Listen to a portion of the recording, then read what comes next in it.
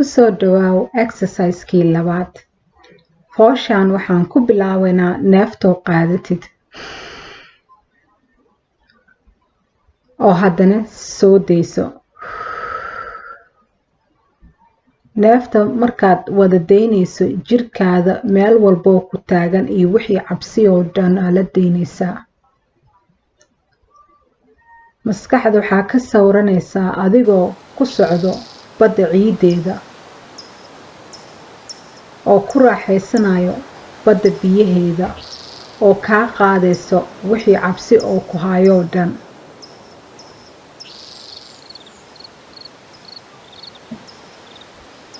Haddana neefta tartiib aan u qaadanaynaa.